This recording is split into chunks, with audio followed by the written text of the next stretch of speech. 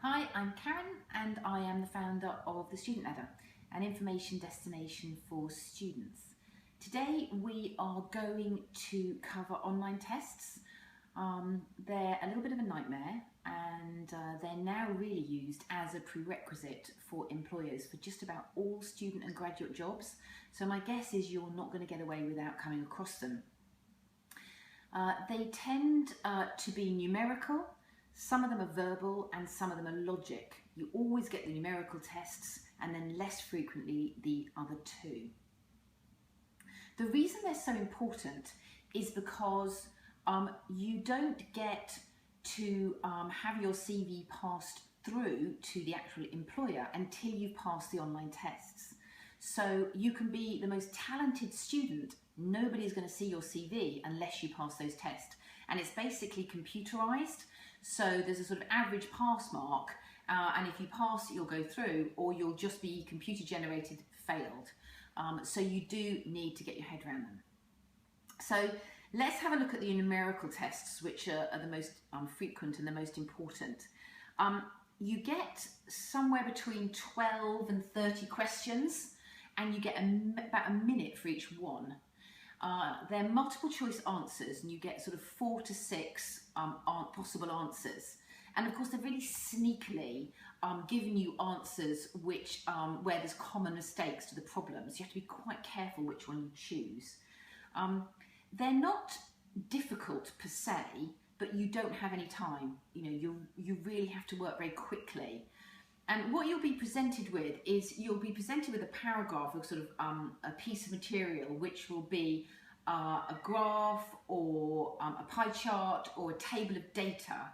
And then you have maybe 4 different questions which are on that particular material.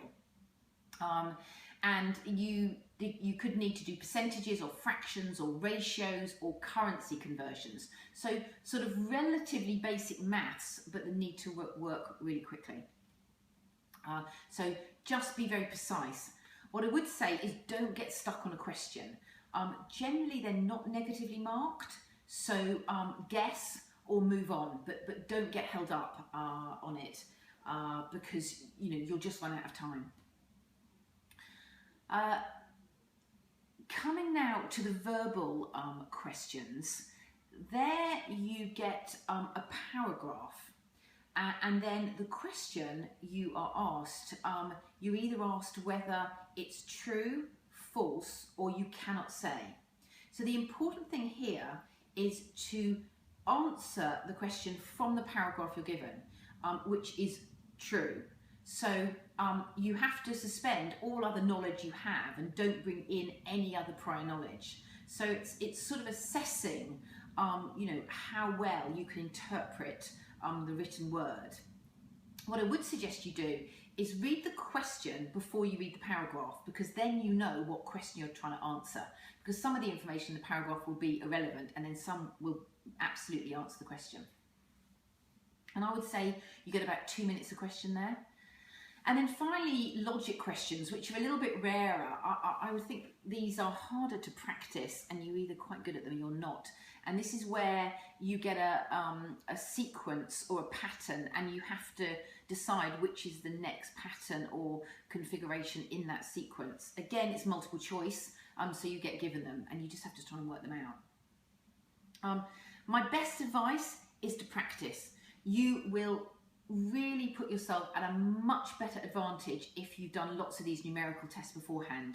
Have a look at the Student Ladder website. I've got lots of links on there to practice tests.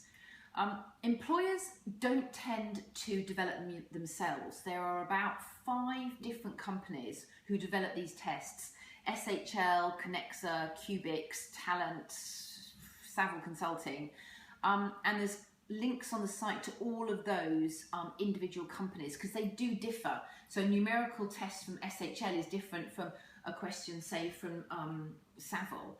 So when you come to sit the test, you'll generally see, because they'll give you a practice or 2, which test company they're using. So I would suggest you go and practice those before you sit the test. You generally have 7 days only from when you get asked to do the test to complete it. I'll provide you some links below to the Student Ladder website, so practice and tests. If you thought this video was useful, give us a thumbs up. There's some others in the series, so if you want to subscribe to the channel, then you'll get those. And if you want some other regular updates, then follow us on Twitter and Facebook. Good luck.